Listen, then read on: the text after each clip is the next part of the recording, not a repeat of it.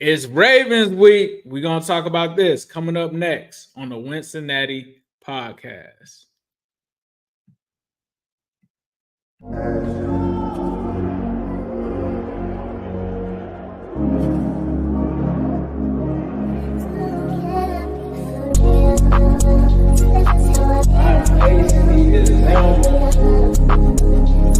It's an exciting time to be a Bengals fan.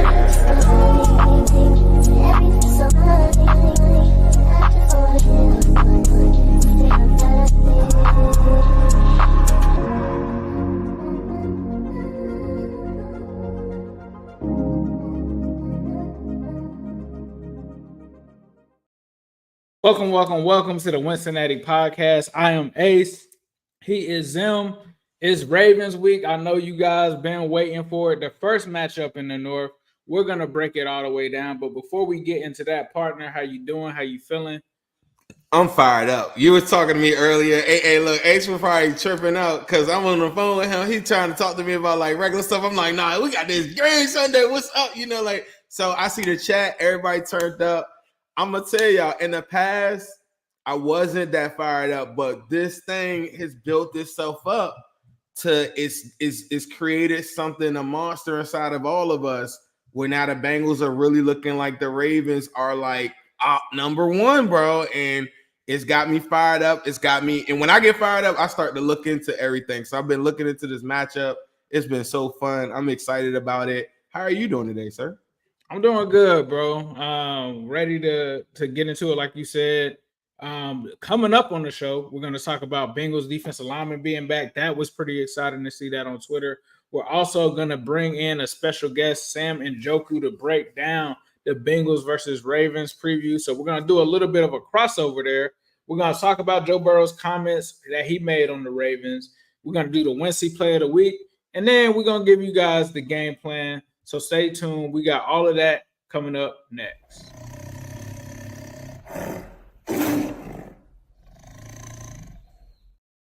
All right, man. We got the Bengals defensive line is back. Myles Murphy, McKinnley Jackson, BJ Hill, and Trey Hendrickson all were back and practicing. No Sheldon Rankins, so it looks like he's going to be a couple weeks, possibly out maybe next week or something like that. But Bengals finally got a nose tackle back. They finally get BJ Hill back. Myles Murphy is on the edge. Trey Hendrickson. This is the defensive line we've been waiting for. How are you feeling about the defensive lineman being back? I feel really good. You know, it's an expectations thing. So we've gone throughout the whole entire season without our defensive line. So, you know, I don't really know what to expect seeing the full defensive line there. But just to have those guys there outside of Sheldon Rankins, who I think would have been perfect to push the interior pocket in this game. That does kind of suck that he's not going to be back. But McKinnley Jackson, maybe 10 snaps or so. Having Chris Jenkins get an uptick in his snaps, I think is going to be dope. You get a Trey Hendrickson practicing full after, like, you know, when Trey get hurt, it's like, oh my God. And then I don't know if it's the Bible verses, his faith or whatever, bro, just prays, and then he's just like back. Did y'all see Zach was like, yeah, Trey don't really have to practice this week. It's going to be tough. And then this man just came out the back like Stone Cold Steve Austin with the full gear on. I'm like, it's crazy. Trey Hendrickson is a dog, bro, and I'm so excited, bro, is out there. Like, I don't know. Like, I did not expect that. I thought he was going to be limited. I was kind of worried, but, like, hey, it is what it is. Somebody said, yeah, them Bible verses be hitting, boy. So then you got that. And then you got BJ Hill. You know, like the guy that's been playing. He has some up and down moments. But to me, the more solidified part of the defensive line, he practiced full. So I don't know if it changes. I would have loved to have him for any of them games before. I think you have at least one more win, right? I don't know if it changes too much because the nuance of Lamar Jackson and against guys like a McKinnley Jackson, he's never gone up against them. So you don't, I'm not really banking on that. Do you have like a difference of opinion and, like the defensive line coming back, or like, how do you feel? Yeah, I mean, we're powered by BETUS with this podcast, and I think that this Bengals defense might need to be powered by this defensive line because we've been missing these guys. We talk about Myles Murphy. He's been out. That's the guy that was the first round pick last year. A lot of people look forward to seeing him play. So I'm interested to see how he does because we all know, like you said, bro, if Trey is not out there, you might have to be putting some verses out there on the field because there's no pass rush without Trey out there. Then you talk about McKinnley Jackson, nose tackle. Bengals been playing this whole season without a nose tackle. Like, I don't know if people are aware of that, but they've been trying to get by with absolutely no nose tackle. And obviously, I'm not going to say that that's the whole reason that the run defense has been bad, but that's definitely a big part being that they moved on from DJ Reader. But yeah, I'm glad to have all of these guys back. BJ Hill's good to have him back. They haven't had much interior pass rush either with him out. So I'm glad to actually see those guys back. But let's get into this Ravens preview of the Bengals. And we felt like we wanted to bring in an adequate Ravens representative. So we're going to bring in my man Sam Njoku of the Ravens Talk podcast. Sam, what's happening, bro? Not bad, not bad. Big wins for both teams, and I'm looking forward to this one. This is going to be a very, very big one, very big tone setter. I think for the division coming up.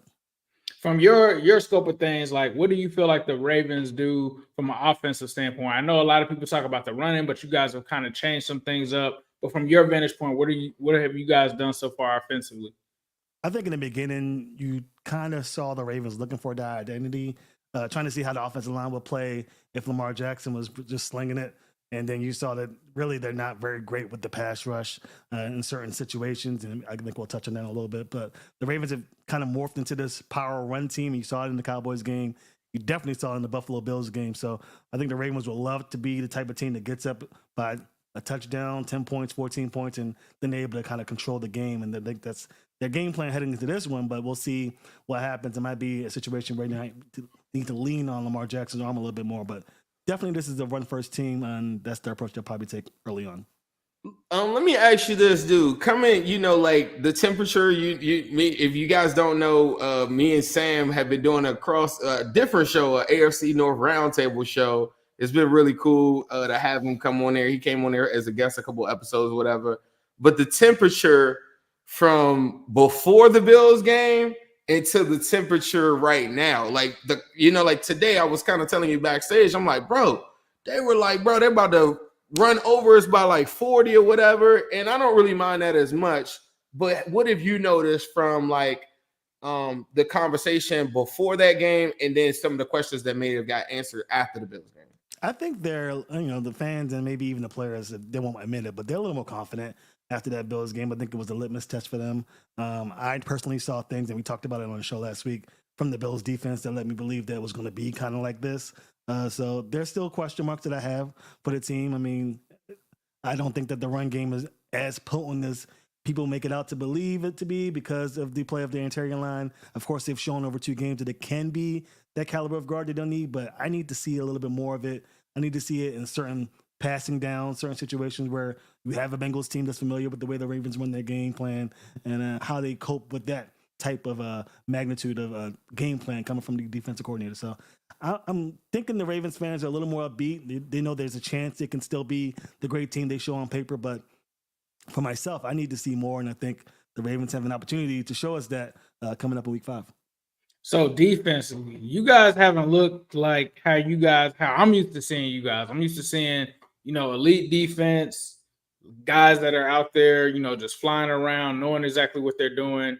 Outside of the Bills game, you guys haven't really looked like that. I feel like in the Bills game, you look like yourself defensively. What has it been this year with like the new defensive coordinator? Like, is it the guys that are moving around? Like, what is it? Or how would you kind of explain what the Ravens have been thus far defensively? I think it's a lot of those things that you mentioned. Zach Orr, I talk about it all the time. He hasn't called plays. This is his first season calling plays on any level. He never called plays in college. Didn't call it in high school. He's been a player for the majority of his career. So a lot of that, getting used to it, getting used to the nuance of the game, getting the feel for the game is a little bit different. His first test was against Andy Reid, so that's a huge challenge for him. So, there's a lot of that. For the Ravens DBs, I mean, their talent's unquestioned. They got Eddie Jackson. They got Kyle Hamilton. They got Marlon Humphrey. So they have guys back there that can play. I think it's more of a communication thing, getting themselves ready for game day and being able to, play if there's like a disruption. Josh Allen is very good at extending plays. Patrick Mahomes very good at extending plays. So if you extend it long enough, guys are going to get open, and just being able to communicate will prevent a lot of those plays from happening. I think the Ravens also lucked out in the Bills game a little bit because they didn't have the receivers that they've had in the past, dealing with Devontae Adams with the Raiders, dealing with, maybe Xavier Worthy, Travis Kelce with the Chiefs, CeeDee Lamb with the Cowboys. And the Bills, although they're a good team, they don't really have that, power at the wide receiver position to really put fear into the hearts of the DC. So enter into this Bengals game, you got T. Higgins, you got Jamar Chase, two guys that the Ravens know very well. So it'll be interesting to see how the game plan folds for the Ravens in this contest, especially considering that the Bengals' run game isn't all that bad this year either. So the Ravens need to pick their poison on how they combat this upcoming offensive juggernaut. And I'll be interested to see how the DBs perform because they did play well in week 4, but I think a different beast is coming to them in week 5. That's a great point because I was about to ask you a question about from our standpoint. I feel like Chase Brown, our running back, is a lot like what you would get from Keaton Mitchell. Zach Moss is our pass pro, so it's a little different. We're using Zach Moss primarily as like a pass protector. He gets the tough yardage. He's kind of like a souped up P. Ryan, if you remember like how he was for the Bengals. Mm-hmm. So he's like that, but Chase Brown gets all of that. I think he's very efficient, and currently right now Chase Brown is the second yards per carry, second highest yards per carry in the National Football League, right? Yeah. I only say that to say this. Derrick Henry, I watched him get the big run on the first play of the game. Was that the first play of the game, or was like the first play? First play of the game, mm-hmm. 87 yards or something like that. And then after that, the next carries were like 8 carries for like 22. Do you like? In my mind, I think a lot of people are talking about your run game just being the most dominant in the world. And I do think it is the best run game in the NFL. But what are the things that you're saying from, Derrick Henry? Like, do you feel like they're at that meshing part where right now where, yeah, it is like that? You talked about you need to see it a little bit more. What are some things that you even notice, like maybe in the Bills game that people aren't talking about maybe from an efficiency standpoint? I still think the interior line of the Ravens offensive line is, a work in progress. You mentioned that 87-yard touchdown run, and I saw it right away with the way the Bills technically line up at the line of scrimmage. They really play a base defense, 4 guys up front and maybe 3 guys, linebackers, and they have the DBs back there to hold off any passes. That's just begging for trouble against this run defense. So you saw the 87-yard touchdown coming a mile away.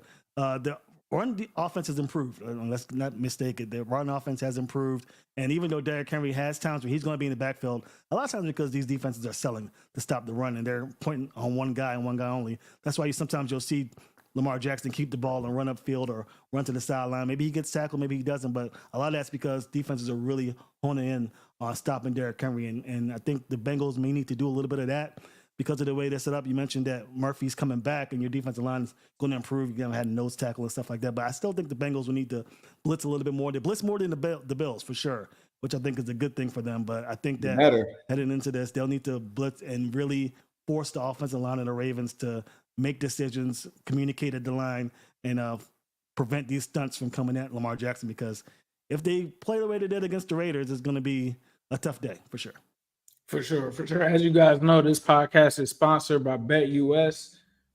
Question that I have for you is, a lot of people are wondering how exactly you guys are going to match up against the Bengals, because you've got Kyle Hamilton, who can be in the slot. You've got Marlon Humphrey. You've got the rookie over there as well. Like, how do you see those weapons being guarded when we talk about Jamar Chase? We talk about T. Higgins. Like, how do you see those matchups lining up? I really don't. I think the DBs have played well enough where you might not see a lot of movement. I think they've had Nate Wiggins on the outside and Marlon Humphrey on the interior, and maybe you'll see some slot formation with Kyle Hamilton focusing on your tight end. But I think since week 3, they've really had Kyle Hamilton at the line of scrimmage, being a blitzer, following the blitz, and maybe stepping back a little bit. So you'll see a lot of that. But I think the best this defense has is when Nate Wiggins on one side, Brandon Stevens on the other, and Marlon Humphrey's working that slot. So I think you'll see a lot of that. I would doubt that they'll have Nate Wiggins on Jamar Chase. I think that would be crazy. Usually they have Brandon Stevens doing that. So I wonder what they do in this game. Maybe they put Marlon Humphrey one-on-one of them. He's had a great season so far. But base-wise, it looks like they have Marlon Humphrey on the slot a lot more this year, and they're using Nate Wiggins' speed on the outside. Do you feel like when you talk about like Nate, like for me, outside looking in, I'm looking at Nate Wiggins as an undersized corner. Like I think he's been having a really good season coverage wise. If I'm the Bengals, I'm attacking him out there in the perimeters and I'm begging him to tackle. If they are helping on Jamar Chase, or I mean, one-on-one with T. Higgins, I just feel like I think coverage wise, I think he could hold. I think he could run with T. Higgins 1,000%. But I would go and test him out in the boundaries and throw out there and make him tackle consistently over and over again. Have you seen anything this season that would take away from or push back on anything that I might be feeling about his tackling ability? If you can catch the ball on him, I think then definitely there's something to that. But he's been really good at pass breaking and cutting off routes. His speed is giving him chances. Even if he anticipates incorrectly, his speed is enough where he can snap in and get things going and pass break those passes by Joe Burrow. But also the Ravens play a lot more zone than you would anticipate. So you might see Nate Wiggins in coverage, but I think he'll have help in case he misses those tackles. He has been physical, but I think in the Eagles game in the preseason, he injured himself lunging too much. I think if you're a Ravens fan, you want to see him in coverage and not tackling as much. But that, to your point, that is something the Bengals can possibly do to take advantage of his small frame. He's definitely smaller than you'd like, and I'm sure in the offseason he'll build up some muscle. That's what they usually do over there in Baltimore. But to your point, yes, that's something that Ravens have to consider, and the Bengals, I'm sure, are game planning for. So we know the Roquans, we know Kyle Hamiltons, we know the Lamar Jacksons. Who are some of the under the radar players that Bengals fans might not be so familiar of, but they could be a factor in this game, especially in this AFC North matchup? If you haven't heard of Kyle Van Noy, then I don't know what to tell you, but he's second in the league in sacks. He's at 6, Aiden Hutchinson at 6.5, so they're pretty much neck and neck. And he's not only been a guy that's getting sacks, but he's been disruptive on players, really terrorizing offensive coordinators who are trying to get these guys going. So Kyle Van Noy is a guy who I think Bengals are going to pay very close attention to. On the outside, you have Odafe Owe and David Ojabo, 2 pass rushers who are young, still getting their feet wet. But if they can get consistent pass rush with those guys, maybe not sacking Joe Burrow, but just having him be a little bit indecisive in the pocket, I think that will work to the Ravens' benefit. But those are the 3 guys I think you guys should really pay attention to if you're considering this to be a shootout. Is that Odafe Owe, especially, and Kyle Van Noy have been having success getting to the pocket. Owe has been having a breakout year. I think this is the best I've ever seen Owe look. One guy that I thought you were going to name, his brother's on our team. And a lot of people at Ace had talked to me about this earlier. This might be a hot take. I don't want to put words into your mouth, Ace, but you were saying that you're more worried about Justice Hill. Yeah. Because if you watch the Commanders game, they were throwing out to the flats, and Austin Eckler was the guy, and he got hurt in the game, but he was killing the Bengals. And I think that they're tackling and that out in the boundaries. Justice was their leading receiver last game. Justice was the Ravens' leading receiver last game. Justice Hill poses a lot of problems, I think, for the Bengals more so. And I think that this might be another hot take. I don't know. I think Joe Burrow, like, being productive kind of reduces the run game on the opposite end for the Ravens. And I think you're going to probably pass more than what you probably want to pass. And I think Justice Hill is a real big part of that. Yeah, if it comes down to it and it turns into a shootout, and I mentioned it when the Ravens were playing the Bills, if the Bengals get up by 10 points, then yeah, this becomes the Justice Hill show. And I think you'll see less of Derrick Henry, something we saw against the Chiefs. But yeah, Hill has been having a phenomenal year. He has gotten better. I mean, his stock has rose very sharp and steady from his rookie season, where he was very bad at pass protection. He wasn't that decisive at creating and reading what the defense was trying to do. And now he's decisive in his runs. He's pass blocking better than anybody. I mean, he really stepped up in the fourth quarter of that Chiefs game and blocked Chris Jones, a guy who makes offensive linemen look like kids. So I'm very impressed with Justice Hill. They were just extending him to a $6 million contract, which is nothing in today's world. And he's been playing lights out. I think, to your credit, yes, he's going to be a big part of this offense if it doesn't turn into a shootout. What would you say the keys are for the Bengals from our standpoint to try to get a victory? And then once you finish that, give your overall prediction of how you think that the game will go. The Bengals got to score points. I mean, you cannot let what happened to the Bills happen to you. You got to put points on the board. You got the quarterback. I mean, as good as I believe Josh Allen is, and I think he's really the MVP through the first 4 weeks of the season, Joe Burrow just adds a different dimension as a passer in the pocket. He can throw the ball anywhere in the field. So the Ravens do have to, for sure, cover the entire field. And having a guy like Jamar Chase and T. Higgins makes it very difficult for the Ravens to cover those guys. So if the Bengals can get points on the board early, force the Ravens out of their comfort zone, make them one-dimensional, force them to pass the ball in early downs, it could be the type of game where we could look at a shootout. And if you're asking me if I'm choosing Joe Burrow over Lamar Jackson in the passing shootout, I'm going with Joe Burrow. But if the Ravens do what they need to do and set the tone early, keep Joe Burrow off the field, which is what they've been planning on doing for years with these quarterbacks, then it could be another game where we're talking about how are the Bengals going to stop them and maybe entailing selling out to stop the run. And the Bengals know the Ravens' MO, and that's the thing that's hard to predict these games. Even with the Browns coming into town later on the season, you really don't know how these DCs will prepare because unlike the NFC teams, unlike the AFC South teams you see maybe once or twice every other year, the Bengals see the Ravens twice. So they know what they're going to do. It's just a matter of stopping them. And let's see what the Bengals do with that. I have to predict, I would say that the Ravens get the job done, but I think it's going to be a very tight game. I don't think it's going to be the type where the Ravens are running away with it like the Bills. The Bengals will have a game plan for them. I just think that the Ravens do enough on the defensive side of the ball to stop them. But to your credit, I think the Ravens need to continue to show that they can stop opposing offenses in the fourth quarter. We saw a little bit of potentiality as far as the Bills going down the field and scoring later in the game, even though they had that big lead. If Ravens fans are Ravens fans, and I know they are not going to be convinced with a 10-point lead heading into the fourth quarter. And Joe Burrow has what it takes, unfortunately for Ravens fans, to get the job done more than any other quarterback in the league currently. I mean, I don't think there's another team in the league with better weapons right now than Joe Burrow with T. Higgins and Jamar Chase and company. So I'll lean towards the Ravens because I think they have, the momentum to bounce back once they had that Bills win. I mean, but the Bengals got the job done too, and all it takes is one to get things going. And we know that the Bengals are a slow starter for whatever reason. I don't know why it is that you guys start so slow, but picking up one win is just the beginning. And I think the Bengals have a real chance to win this game. But if you had to put me on the spot, I say the Ravens eke out a win, 27-24. That's my prediction. I had on the the AFC North, but I mean the other way. I had it. I got Bengals. Yeah, I got Bengals. I mean. Yeah. But no, I appreciate that. Sam, tell everybody where they could, find you at, what you're working on, what's your Twitter handle, all that. Oh, great. You can find me on Twitter at Ravens Talk Pod. I'm also on Instagram. You can find me on Ravens Talk Podcast. We have about 34,000 followers, and we're growing. So if you're a Ravens fan listening in, continue to pour in and show some support. You can also find my podcast on YouTube at Ravens Talk Podcast. We do a weekly podcast where we preview the games, and we also do an all 22 access after the game where we show the most pivotal moments of the game, either win or loss, doesn't matter. Dope stuff. I appreciate you coming on, man. Make sure y'all give Sam a follow. Make sure you check him out, especially right before this game. Get a lot of info. I actually was checking out some of his Twitter stuff earlier today, looking at the leading wide receivers and different things like that, and different from just a strategy standpoint. I appreciate it. So, Sam, thank you so much for coming on, bro. No problem. I appreciate you guys having me. You guys have a pretty dope thing going on over here, and wish you guys all the best. Yes, sir. Appreciate it, brother. All right.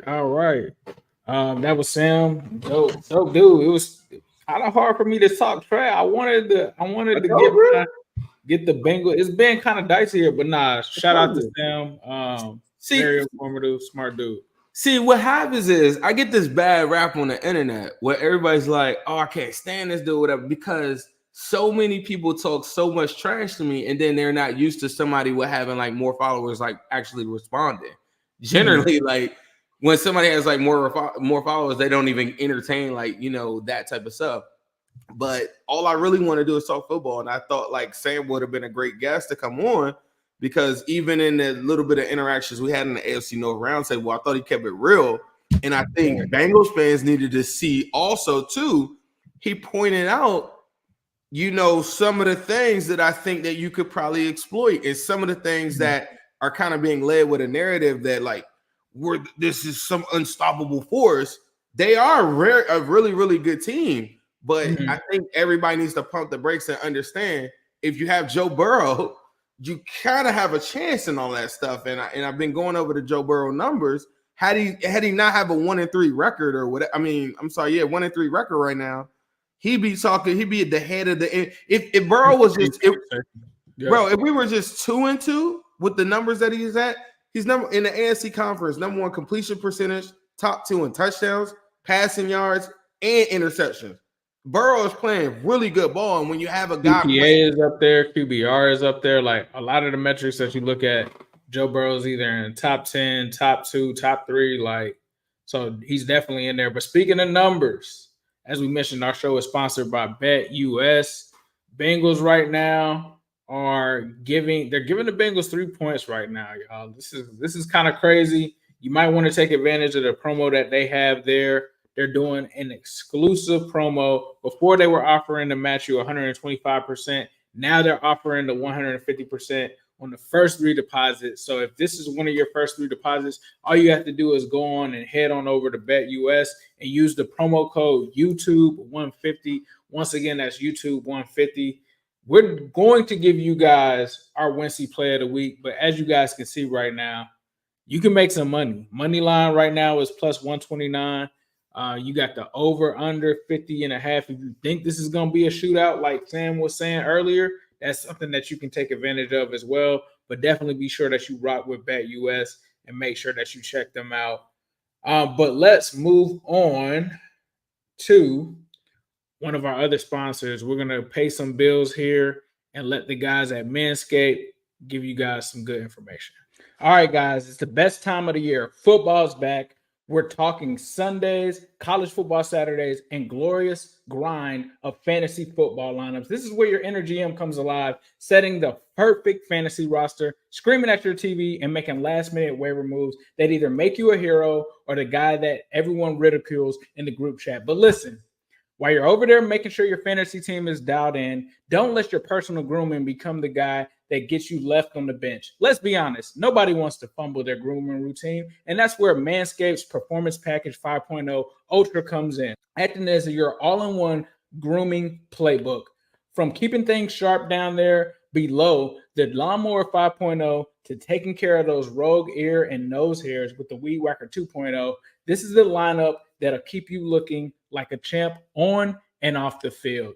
Join the over 11 million men worldwide who trust Manscaped and get ready for kickoff by heading to manscaped.com using the code Wincy for 20% off and free shipping. Trust me, your boss will thank you. So definitely make sure that you guys use Manscaped. Go over there, put in the promo code Wincy. That helps us out. That helps them continue to be a partner with us. So if you guys are looking for things that you can help promote the show and help us with, if you guys are in the market for improving your grooming needs, which Manscaped is a hell of a product to use, by the way, when it comes to that, make sure you go out there and check out with the Wincy promo code. You're going to get 20% off with that.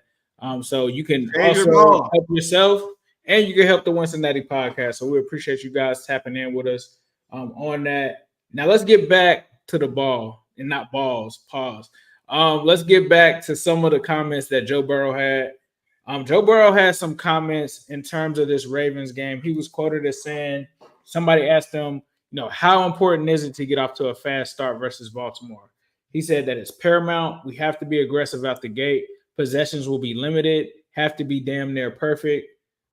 So it's crazy because I put out a tweet earlier today at New Stripe City, and I was talking about what the numbers are saying that the Bengals are in the Ravens from a time of possession standpoint. So for those that don't know, Bengals this season have been ranked bottom 5 in time of possession, right? So their opponents get the ball majority of the time. The Ravens, on the other hand, they're flip-flop. They're at the top of the league. They're 6th in terms of controlling the ball time of possession. What teams have tried to do with the Bengals, being that we have that assortment of weapons that Sam kind of talked about, T. Higgins, Jamar Chase, Mike Gesicki, Eric All now, Chase Brown. What they're trying to do is, I don't want you guys to have those guys on the field. I'm going to try to take as many opportunities away from you as I can. You got Joe Shiesty. I'm not trying to let y'all run it up on us. So what teams have been doing is controlling the ball, taking long times of possession, running the ball, doing whatever they can against this Bengals defense to keep the offense off of the field. And so I think in this one, Joe Burrow is realizing that, And I felt like the Bengals have to cook. Whenever they had these possessions, whenever they had the ability to put in 7, they got to. They can't settle for 3. They've got to do this because other teams are trying to essentially use the clock against them. Now, if they are able to assert themselves and they are also able to utilize their run game, which I think this could be to one of the keys to victory or one of the game plans, I think that they can use that to their ability, like they did in the Panthers game. They were able to establish yourself, get a lead, and then they were able to run the ball themselves and utilize the time of possession to their advantage as well. But I think like what Joe is saying is true. Like you can't go out there and not put pressure on the Ravens. Like Sam was saying, you got to put pressure on their offense in terms of getting the lead to make them do uncharacteristic things. The Ravens are going to want to come out and run. We all know this. We know that that's what they're going to want to do. They're going to want to get a lead, and they're going to want to sit on that run game and utilize the clock. But we know if you get them out of that and they have to pass, I don't think they're confident in passing. Mark Andrews isn't having a good season. Zay Flowers, as you mentioned, in the last 2 games, hasn't had spectacular games. I don't know what the Ravens' passing offense is. But if it's that Rashad Bateman has to be one of the guys, or Nelson Aguilar is a guy, or Isaiah Likely has to be the guy, that I don't think they know what their offensive identity is when it comes to the pass. So those are key factors in terms of getting them out of their comfort zone that can help the Bengals in terms of utilizing their offense to quote unquote be their defense, which I'm stealing something from my partner here. Your offense is your defense. That's how your offense can become your defense against a team like the Ravens, where passing might not be something that's supernatural to them, right? What was he quoted as saying? F passing? Yeah, F passing. They don't like the pass. They want to run because they know that that's what helps them control the outcome of games. Right. But them talking to you, like, what are you taking away from Burrow's quotes and him saying that? I think he understands. I thought that was his way of putting a little bit of pressure on the defense to say, look, I'm going to have to play a perfect game. If I'm on the defense, I'll be like, what you mean, bro? Like, what you mean? Like, you know what I mean? And I feel like that was a good way of not calling them out, but saying like, yeah, I got to play a perfect game because their offense, I thought that was Burrow kind of challenging the defense. And when I looked at the defense, I got hyped when I was in playback. I was looking at these reps of the defensive line finally kind of get together. I know Sheldon Ranker's on a rehab field, but man, they look kind of focused. Shiesty looked focused too. And you told me this before. This is like a big revenge game. And we didn't talk to Sam about that. But I mean, like, I feel a certain type of way about this team. Like, you know, with the whole F Joe Burrow and all these different things like that. I feel like Joe Burrow's got to be locked in. I don't want him to feel like he's got to do everything, because the scheme of the Ravens is going to try to make you feel like everything is like so crazy and you got to go. And I do want him to extend plays and stuff like that. But he's got to remember, you got to Eric All, you got to Chase Brown, you got to Zach Moss, you got Jamar Chase, you got T. Higgins, you got Yoshivas, you got Burton, you got weapons like out there. Wahoo. So, you know, like I hope that he's not so locked in crazy that he tries to do too much. I saw him when he threw that pick and he's going crazy on the iPad. Like, I could have put 40 on their head.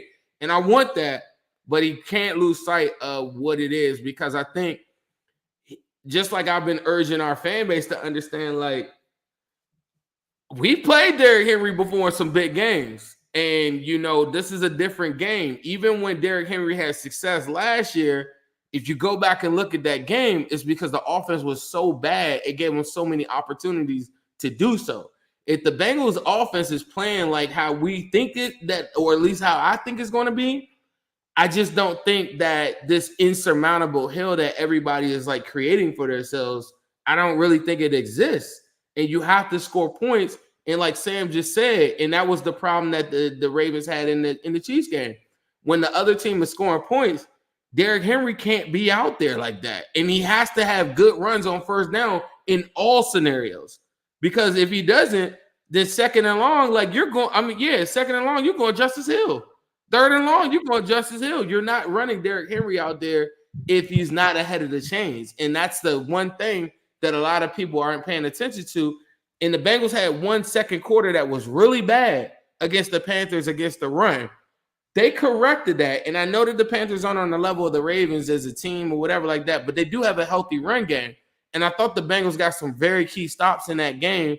And football isn't perfect. There's going to be some big plays that these guys give you, but I think I take the guy with I just take the better quarterback, and I think that Joe Burrow's the better quarterback, bro. No, for sure. Shout out to Joe Ball. $5 super chat says best Bengal show on YouTube. Who they? If you guys feel the exact same way, hit that like button, hit that subscribe button, share this with your friends. We appreciate that. This is the Wincinnati YouTube channel experience. We go live every Monday and Wednesday, 8 p.m. So shout out to Joe Ball. Joe Burrow is different, man. He's a psychopath. It wouldn't surprise me if he had this on repeat in the headphones coming out to the game. You're going to try to run the ball because you're not going to put the ball in Kenny Pickett's hands and say, hey, go beat me. F. Joe Burrow chance, bro. I know that they got to be remembering all of this stuff. This is when Joe Burrow goes down with the injury. You know, there's the crazy clip from Roquan after the game, like basically saying like, He said that's what happens when you play. They said, what do you think about the Joe Burrow injury? He said that's what happens when you play the Baltimore Ravens. And then he walked down the little tunnel and said, bye-bye, Cincinnati. So y'all think that Burrow ain't see none of that? That's what I'm saying. Like, I don't – and I talked to them, like you said, we talked before the season started. And this was before any of the games played out.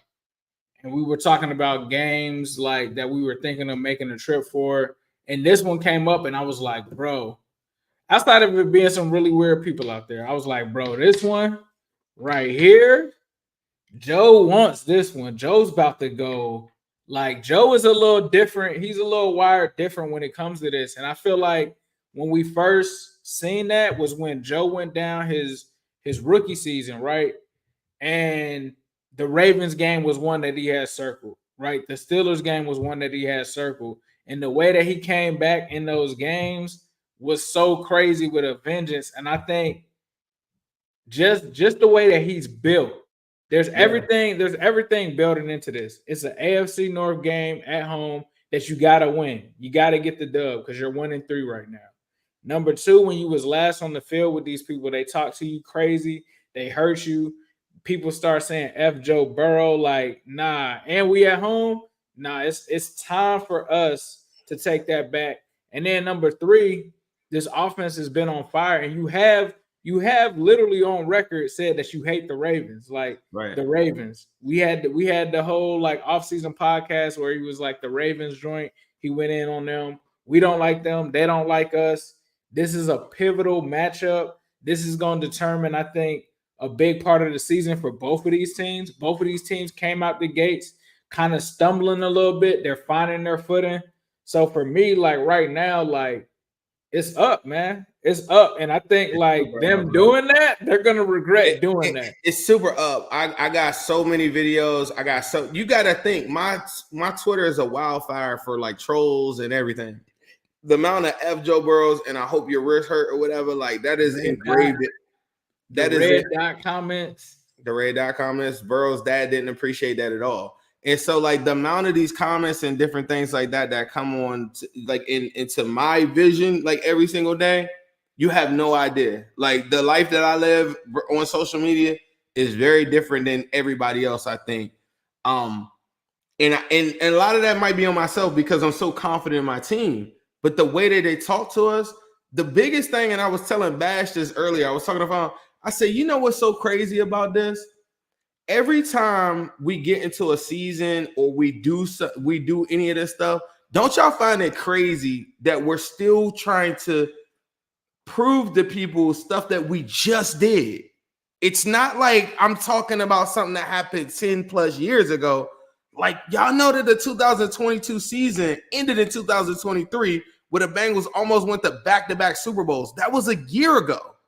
But people are talking to us like we're the Browns because they got to a slow start. And I think a lot of it it's all on us because we started so slow.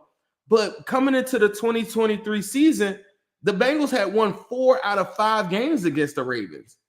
Do y'all understand that? Like, so this whole, like, they're so much better. Like, I don't get that. The overall series, the Ravens own the series 30-27.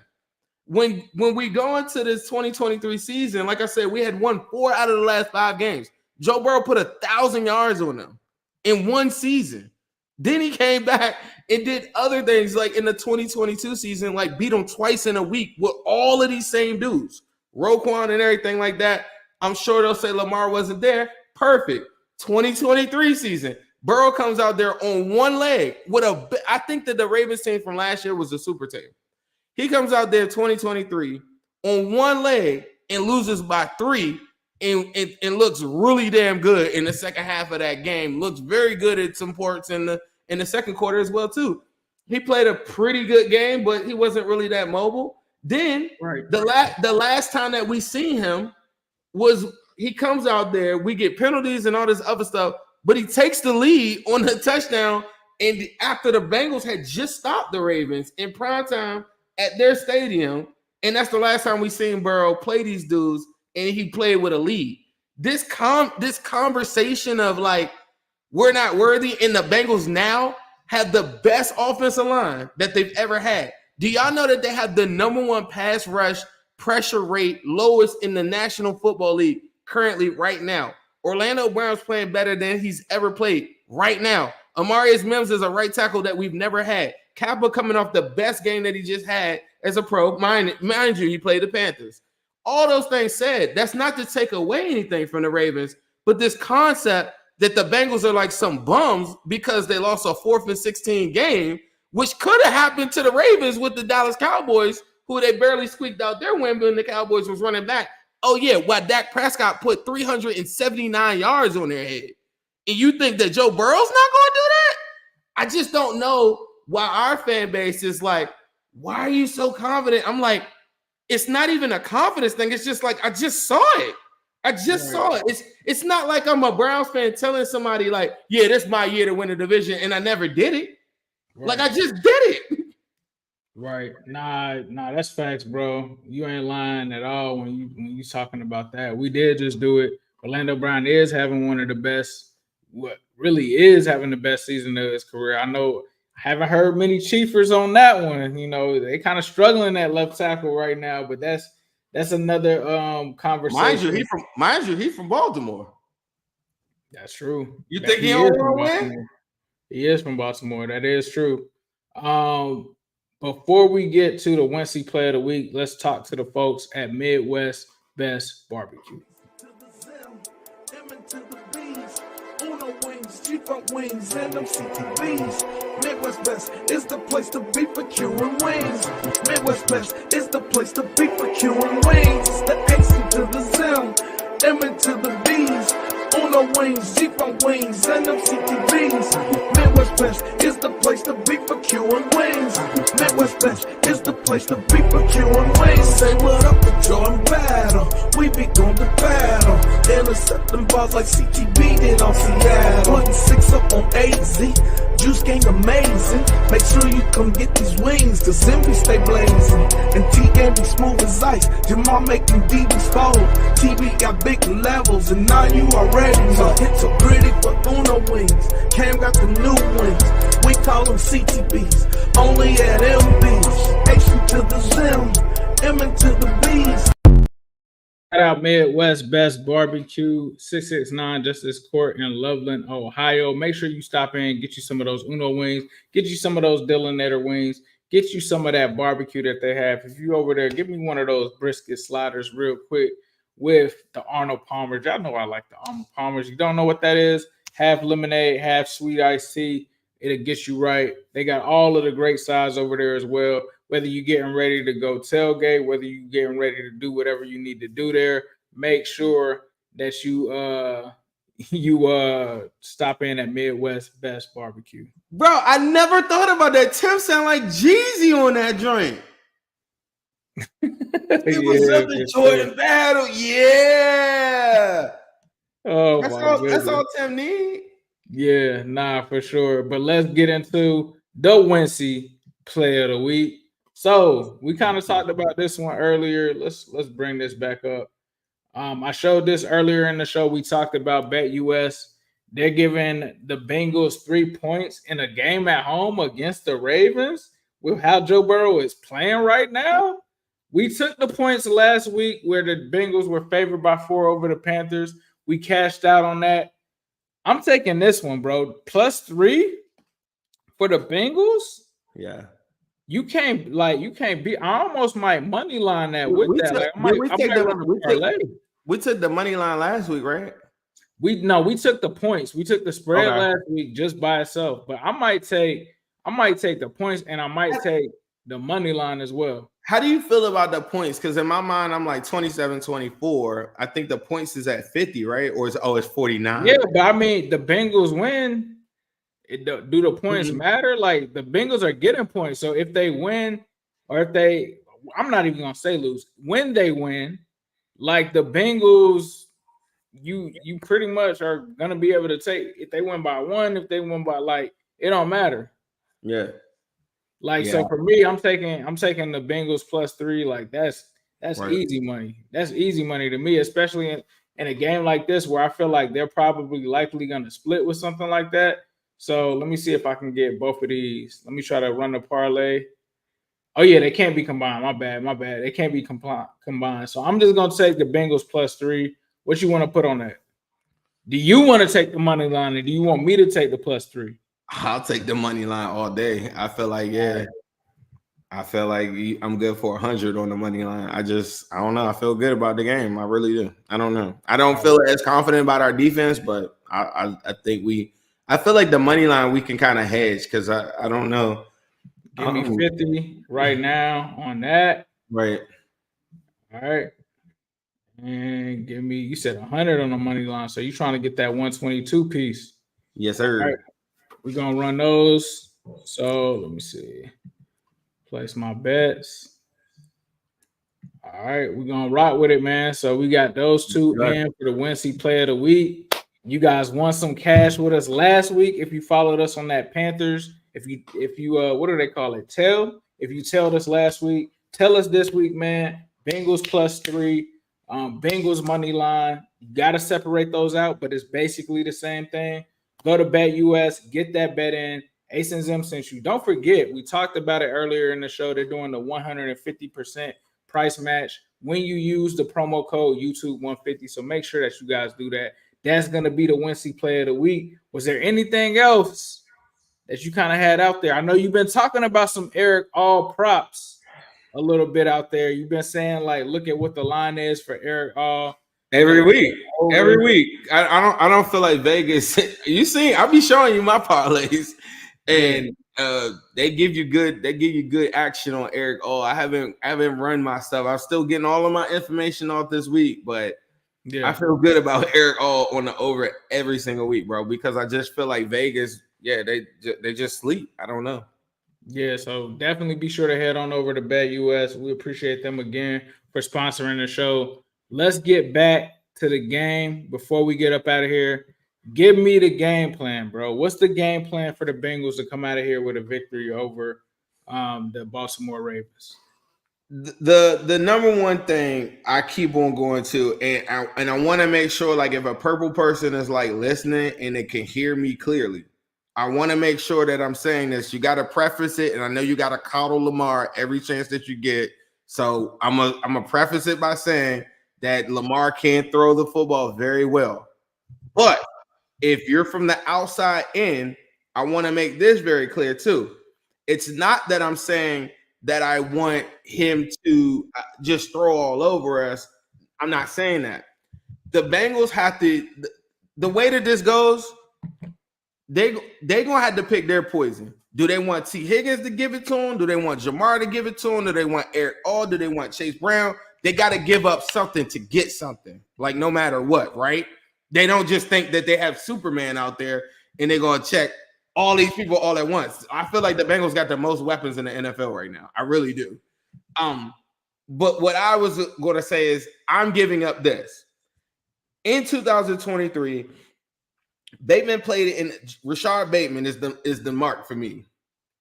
He played in a career high 16 games. He averaged 4.8 per game. Only had one game with 50 yards or more. His biggest game ever is 108 yards. He played in 35 games, and he's played in 35 games in 4 years, and his biggest game is 108 yards. He's currently averaging 16 yards a game.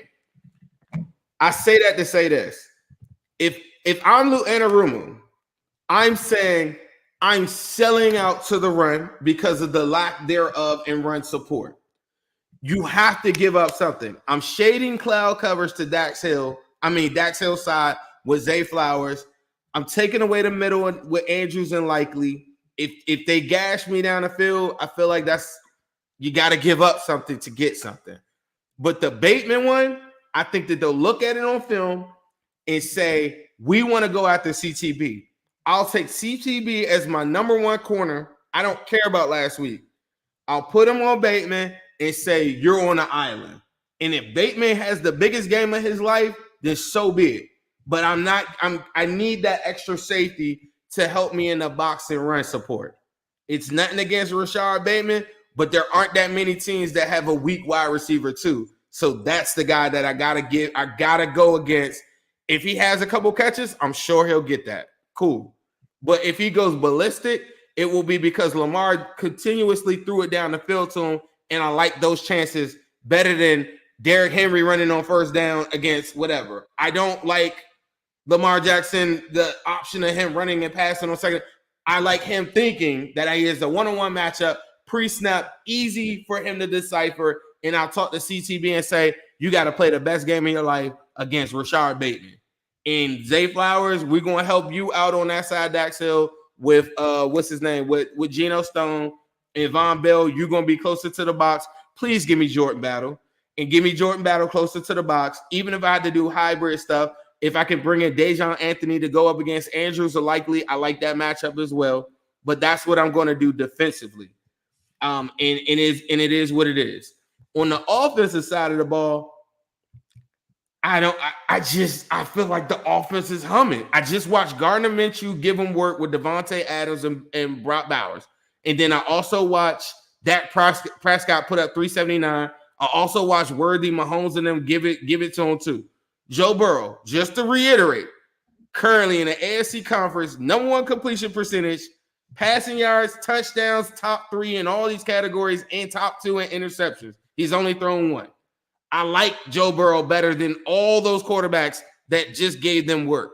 I'm going to put the ball in Joe Burrow's hands, but there's going to be quick outlets, quick decisions. If you go look at the drive where he hurt his wrist, when they're in single high coverage, you got to take your one-on-one matchups. In the intermediates, you can't throw a check down quick. He cannot check the ball down quick. He has to trust the offensive line, and he has to decipher, is this guy coming or is this guy going? At the beginning of a game, the Ravens do this better than any team in the National Football League. They simulate pressure so you don't know, and I thought it rattled Josh Allen a lot. It's done that to Burrow before, but he always comes back. If he could start off on the beginning of this game, he won't look back, and they won't. The problem that's going on is they understand what Joe Burrow did when he sent them home in the playoffs. He did a lot of different things to him, like put 1,000 on him. They know what Joe Burrow really is. They're just talking to you because they're hurt by that. I know that Joe Burrow is capable of having a really good game in this game right here. I don't think that their pass defense is one of the better pass defenses in the NFL. I believe in the secondary that they have and the people that they have, but currently they're the 29th ranked pass defense in the National Football League. You couple that with the Bengals run game that is currently very, very efficient. I really, really like our offense in this game. And the only answer that I think that they have for him is getting pressure on him early and often. If they don't get pressure on him, I think that I feel like Burrow's going to cook. I really do. I think it's a big game for him. I think it's 300 yards. I thought he could have had 300 yards last week. And so I operate off of absolute. I don't care why Dak Prescott gave him 379. It is what it is. Those are the numbers. I know that Joe Burrow is better than Dak Prescott, and I know he's more than capable of doing that. And we have more weapons than all of them. And this ain't Brock Bowers and Devontae Adams. This is T. Higgins, Jamar Chase, Chase Brown, Zach Moss, Gesicki, Eric. All this is the most weapons that they've seen all year with a top 3 offense in the National Football League. Any Bengals fan that doesn't understand that, you just haven't watched this. We just came off of 2 back-to-back 30-point games. They have to assert themselves early. And that's all I got for you, bro. Yeah. They gotta assert themselves early, often, put points up on the board.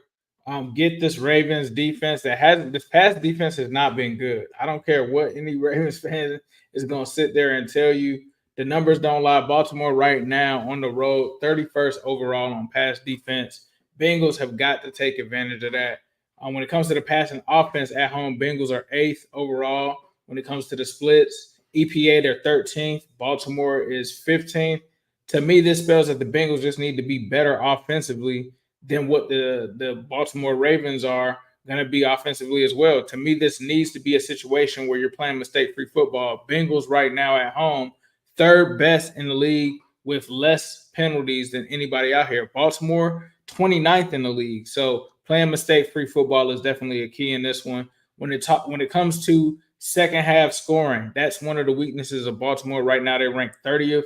Take advantage of this Baltimore defense in the second half. I don't know what happens when they go in and try to make their adjustments, but whatever it is, this is a team that allows you to get back into the game if you do fall behind.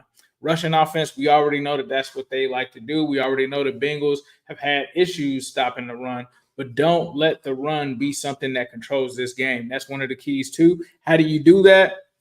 Up in the score, making this a 2-score game, keeping the run game out of there, being a factor within this game. That's what the Bengals will end up needing to do in this. I think obviously the Bengals are doing really good when it comes to turnover margin. So they're 4th in the NFL when it comes to teams at home.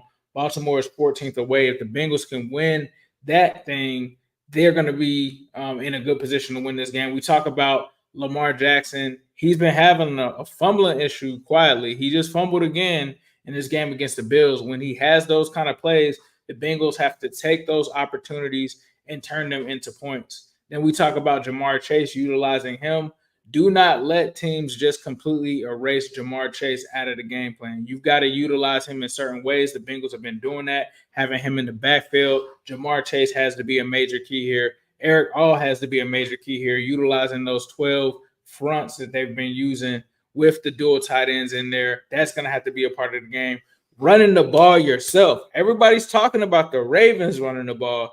The Bengals can run the ball too, utilizing Chase Brown, Zach Moss. When you get that lead to also control the clock, it's something that's going to be key here as well. I'm putting this just like Joe is on the offense. Defense, if you get any opportunities, those are going to be a premium. If you can get 3 and outs, that's a premium. If you can force, which they're not going to tell y'all this either, if you can force Justin Tucker into some of those 50-plus yard field goals, he will miss them. So force some of those opportunities to put pressure on Justin Tucker because he is not the kicker that he once used to be. So put him in some of those situations where you can expose other aspects of the game, such as special teams, and make sure that you utilize those to your benefit when it comes to that from a team standpoint. But most of all, don't leave any food on the table. This is a huge game right here. This could be something that's dealing a huge blow to either team when it comes to that. You obviously want to deal that to the Ravens right now. So I think that the Bengals can do that. I think that that's what they need to do to get out of here with a win. Obviously, protect Joe Burrow, which I don't think they're going to have a problem doing, bro. Amarius Mims against Van Noy, I feel comfortable with that. Orlando Brown Jr. against Owe, I feel comfortable with that. So protect Joe Burrow, keep 9 upright, and let 9 dictate this game. Can I say everything that we said in our game plan was all off of factual information, not an opinion. Everything that you just stated was all off of factual information, not an opinion. My opinion could be, I think that we're going to win, right? But everything that we just outlined, Chase Brown is the third most. We have the third most efficient run game currently right now in the NFL. That is not an opinion. That is a fact. The Bengals are giving up the least amount of pressures in true pass sets in the National Football League. That is not an opinion. That is a fact. The Bengals currently have the third best offensive EPA per play currently in the National Football League, coming off of back-to-back 30-point games, one game where they didn't even punt. That is not an opinion. That is a fact. If anyone thinks that is delusion, then you don't understand how to break down a football game.